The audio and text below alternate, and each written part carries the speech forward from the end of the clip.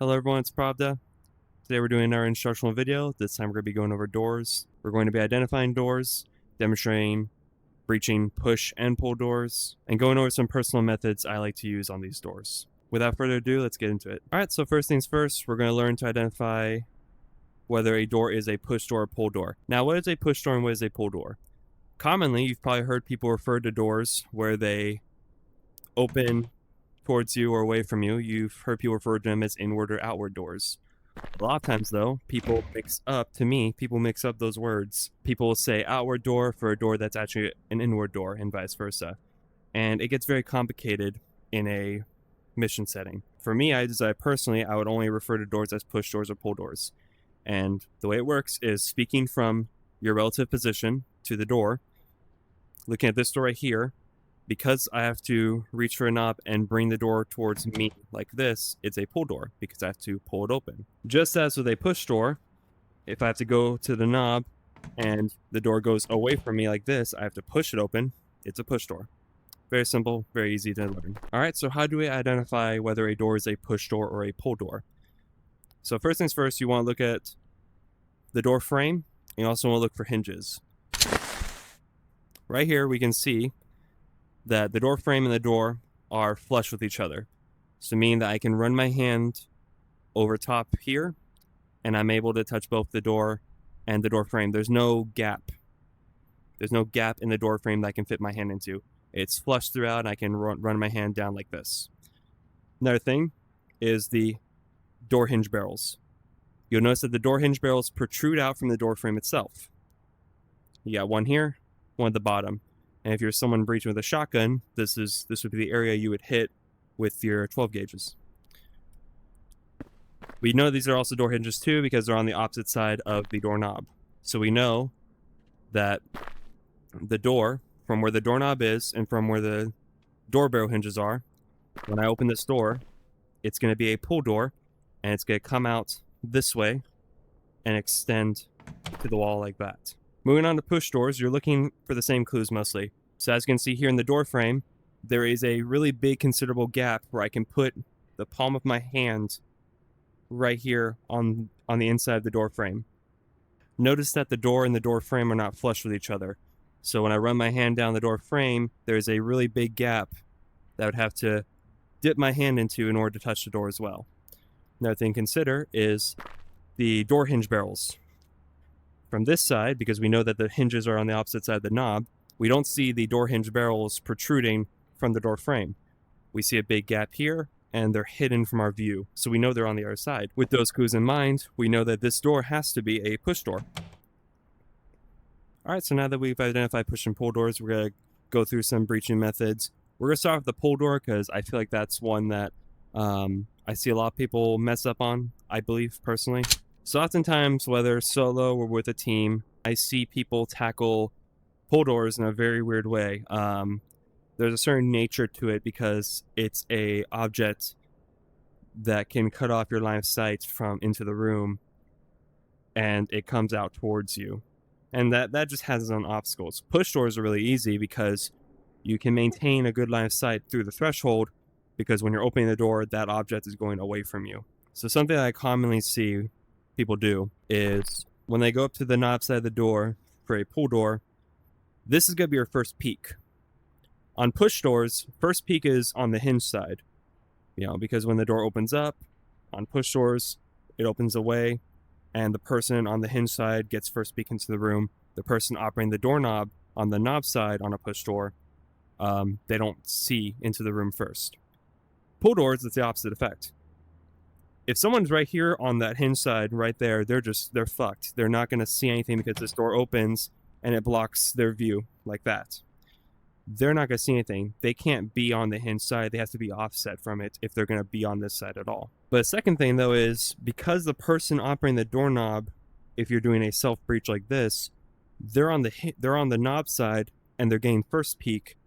This brings up an issue if there's someone on the other side of the door looking this way. Something I'll see is person has a gun, they go up to the knob, and they'll either do something like this, where the door hits their muzzle, and their gun isn't able to get into the fight if someone's on the other side, Or they'll do a low port like this, a high port like this, or some other weird thing where their arm may cross over the gun, and it gets weird. The issue I find with this is when you look at push doors, you have a person with their muzzle up ready to go on first peek. That way, once that door opens and they see past the threshold, they can start taking shots at anyone on the other side if there's a threat. The issue with this one is you're operating a door, you're putting yourself in that first peek, and right here, if there's someone on the other side aiming their muzzle at me, my weapon is not ready. By the time I'm able to get my muzzle up into the fight, they're already going to start shooting at me, and I'm probably not going to survive the encounter. If I'm doing a self-breach on a pull door, something I'm going to do is I'm going to take the buttstock of my rifle, I'm going to bring it under my armpit, and I'm going to pinch. I'm going to pinch and hold it to a 45-degree angle, roughly. What this does is when I have my rifle pinched under my armpit like this, I have a really stable platform. This is way better than holding it over my shoulder or free floating it in front of me.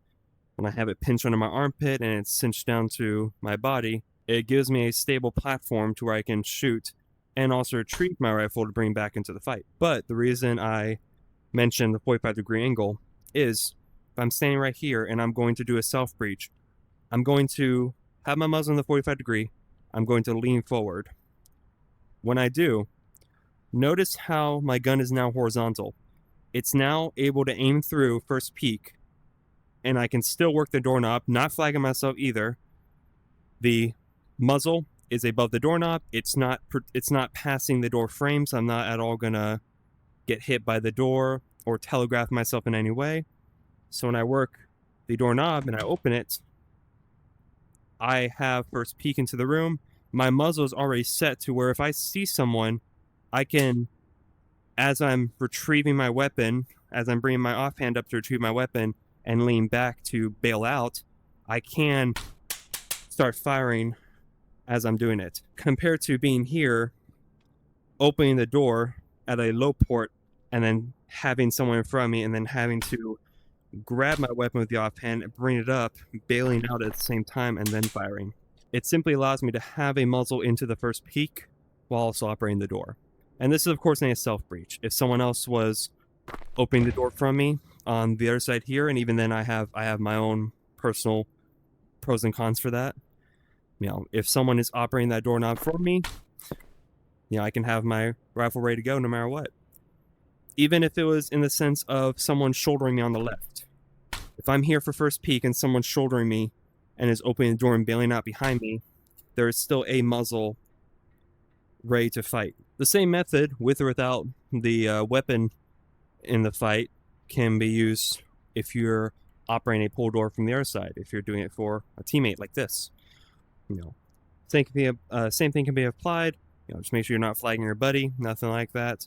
You'll stand offset to, you'll stand a little offset to the door.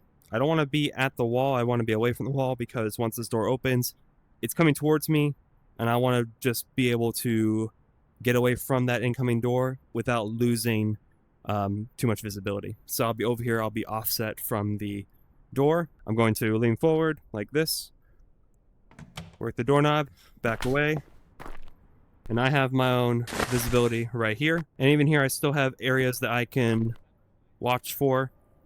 I have a little bit of dead space to my right, and I can still pie off a good section right here, and I can even lean to the right as well to help out, while my second man, or my man over here, clears this section and ultimately goes in first. All right, and then on to push doors. This is the most common one.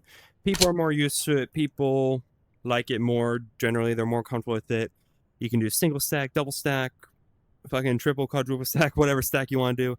And there's a lot of ample opportunity that the push door presents itself that the open door can kind of fuck you over with. So naturally, with the push door, you'll have your second man.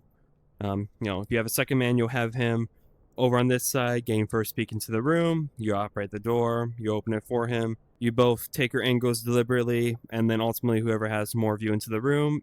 In a corner fed room, it's going to be me in this case. I would go in first, or whatever your SOP is, don't matter. Same methods can be applied to push doors as well. Lean in, opening a door, backing out. Even more as well if you were to have a, let's say you had a wall. Let's say you had that one hallway that goes to the guest room in Trident Lightning. It's a tight, dark hallway. It's a corner fed, and the knob is on the corner side. So right here is a wall, boom.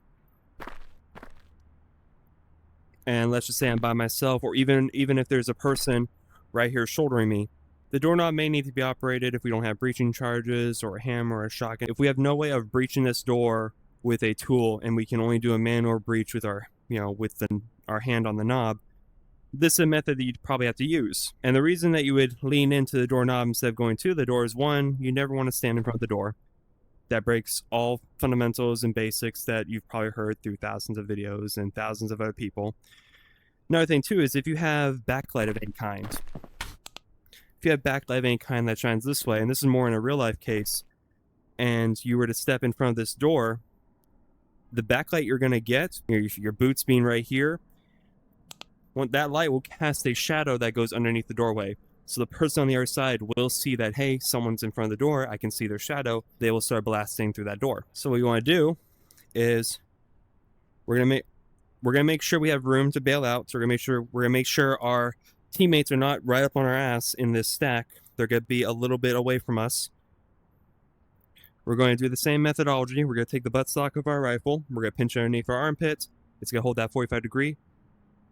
From there, we're gonna lean in and see we're not stepping over. We're not in front of the, our boots aren't in front of the door or anything. So, shadow won't be cast underneath. We're leaning in. We have a good stable platform on our weapon. I'm working the knob. As soon as I open the knob, I'm going to back out. Let the room breathe. I'll start plying off if I want to. I can lean into it as well. However I choose to assess the threshold. All right, what's the value of this information? Well, something that I feel like a lot of people don't take into consideration is first peek when it comes to the rooms. People open a door, and each person, or each person next to either side of the door frames will usually go in, take a peek into the room, but no one takes into consideration first peek on push doors, and especially first peek on pull doors, and the dangers of it. Because first peek can give you a really good advantage over your enemy, in a mission. But it can also be used against you if you're not careful, and if the enemy is aware of your presence. Second thing is weapon manipulation and weapon retention. I'm a big fan of weapon retention. It's always good practice to use it when you cross through thresholds, especially if your weapon system is longer. Retain your weapon, that way you don't flag your teammates if they're crossing in front of you, or if you're moving to a stack, however it goes. It's always good to be situationally aware of your stuff, of yourself, of your equipment, of your weapons. If you have a big pack on your back, you're not, you might have a hard time crossing through thresholds. You might have to be in a certain position. Your weapon might have to be retained more, especially if it's like an ergi or some other lawn weapon system. Weapon retention and weapon manipulation are both very important things that every team should have somewhere in their SOP. It should already be a thing across the board just with flagging alone and crossing a threshold. And so being able to retain your weapon properly for certain self-breaches, like self-breaching a pull door, it all is very valuable to you. And with both those valuable pieces, first peek and weapon retention, they all allow you to gain an advantage safely on a mission. CQB and all the tactics that people harp on, whether it's from the perspective of LEO or the perspective of military or special operations, whatever source or background people get their information from, they're all very different in many ways. A lot of them have the same fundamentals involved, but a lot when it comes to certain doors or even certain tactics or even how many people, for a room, those backgrounds become very different. And it's not to say that they're right or wrong, but your mission, your manpower, and your environment are going to dictate overall everything you do. If you have two people and you're having to clear, if you have two people with you, you're going to be very limited to the tactics that you might be able to do compared to if you had a full-on platoon.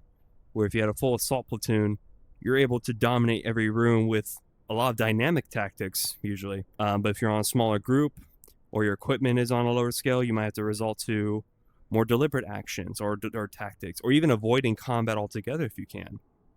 Manpower, mission, environment are going to dictate all of your tactics when it comes down to it. And so being able to gain these small wins, like taking the most advantage of first peek, being very situationally aware of your weapon and retaining it properly, those things can help give you the advantage, whether you're on the winning side or losing side of the battle. And overall, even this just covers some basic stuff that I personally do and some basic stuff that I feel is useful. There's so much more you can get into about tackling a push door, tackling a pull door, and this video could be several hours long if we really got into it. This is just a basic video. I hope you learned something from it. Take the tactics you want to apply for you or your group. You can add them, you can tweak them however you want. Each person's recipes could be different. And the manpower you may have, the environment you might have is going to dictate whether some of these tactics will be useful or not. They might be useless in some areas. Regardless, I hope you learned something. That's going to be all for today. Hope you're having a good week and a good weekend. If you're not, I do hope it gets better. I will see you guys later.